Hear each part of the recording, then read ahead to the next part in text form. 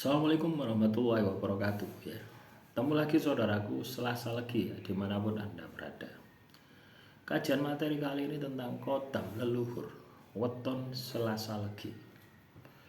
Jadi kalau teman-teman Selasa Legi ya, melihat sebuah video ya, entah video entah artikel ya, yang menyatakan bahwasannya kodam leluhur weton Selasa Legi harimau misalkan, ojo percaya, itu pembodohan ya teman-teman ya.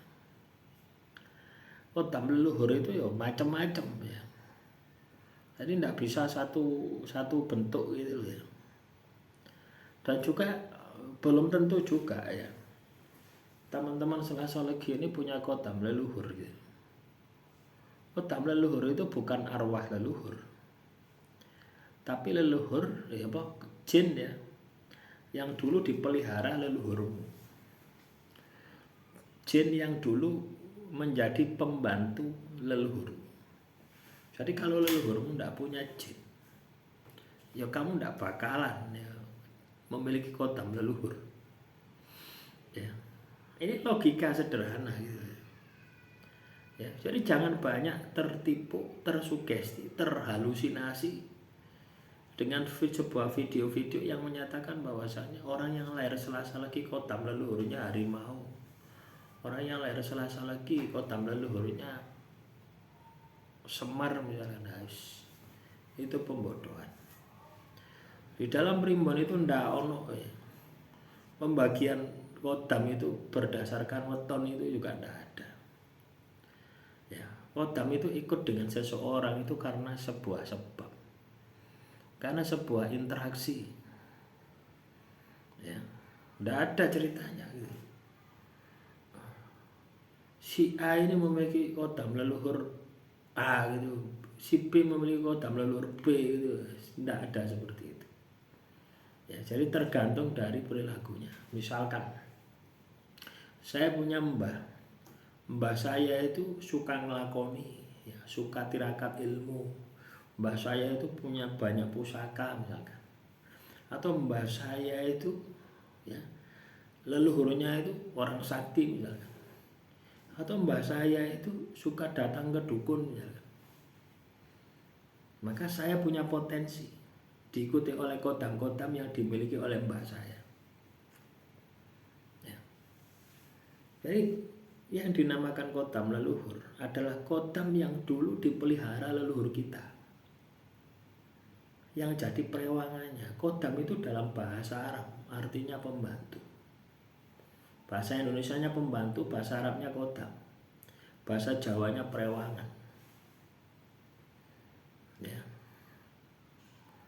Jadi biasanya orang yang diikuti oleh kodam leluhur ini, orangnya itu sering sakit ya, masa kecilnya itu sering sakit ya, sampai dia itu inters ya, sampai dia itu senang dengan hal-hal yang metafisika ya.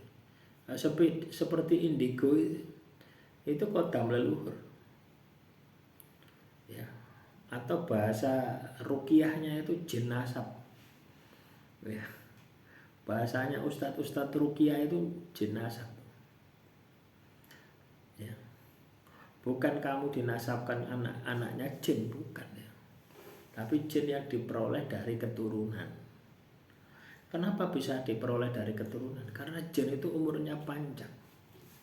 Misalkan umur jin itu 6.000 tahun misalkan, sedangkan mbahmu cuma 100 tahun, buyutmu 100 tahun, bapakmu katakanlah 100 tahun, mbahmu 100 tahun, bapakmu 100 tahun, cuma 300 tahun. Giliran kamu, nanti kamu 100 tahun meninggal dunia, ganti dengan anakmu. Anakmu 100 tahun meninggal dunia, ganti ya. Biasanya seperti itu. Itu yang dimaksud dengan kodam leluhur. Kenapa kok kita ini diikuti oleh kodam leluhur? Karena leluhur kita itu mengikat ya. Misalkan saya menjalankan ya, sebuah laku keilmuan ya, saya baca amalan keilmuan, tiba-tiba kodamnya datang ya, Kita berkomunikasi.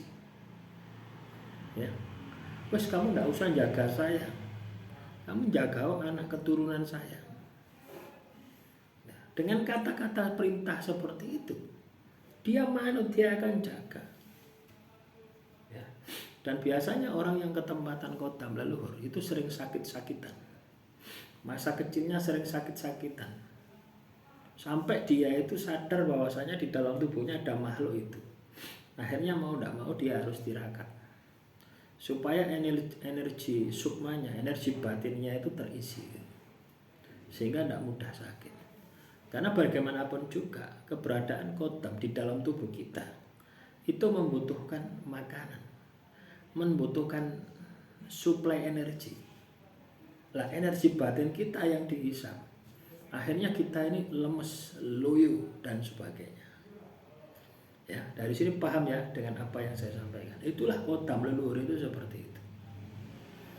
Ya, biasanya ketika kita diikuti oleh kodam leluhur, kita akan memiliki kemampuan metafisika yang dimiliki oleh leluhur kita. Ya, banyak orang terkecoh, ya, datang ke orang pintar, wah kamu diikuti oleh kodam leluhur. Kamu diikuti oleh leluhurmu itu ikut, padahal bukan leluhurnya. Leluhurnya yang sudah meninggal dunia mempertanggungjawabkan perbuatannya di muka bumi ini. Tapi jinnya kan belum meninggal dunia. Dia bisa menyerupai leluhur kita. Makanya jangan jangan mudah tertipu.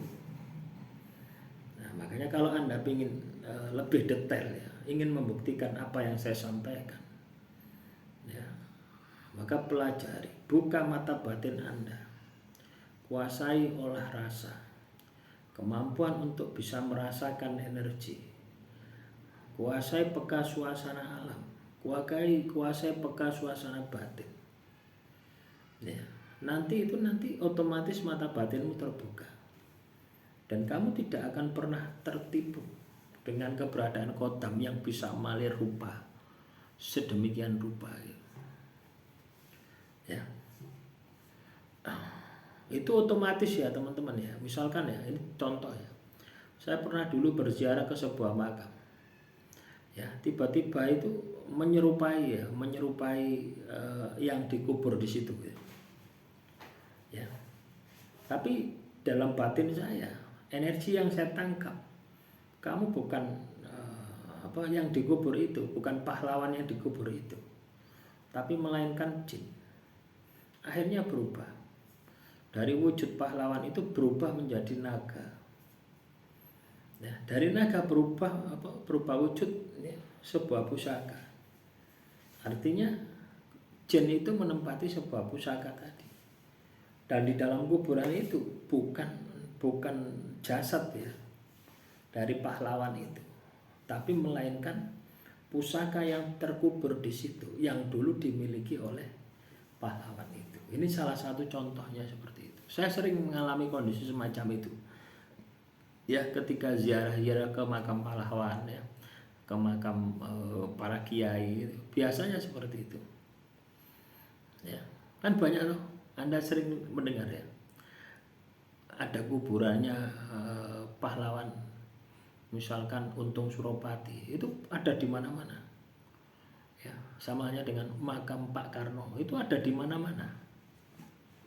Ya, nah, kebanyakan yang di mana-mana tadi, ya, itu petilasannya. Artinya ada sebuah benda atau tempat yang dulu pernah dibuat semedi. Tapi kebanyakan ada pusakanya di situ, yaitu ya.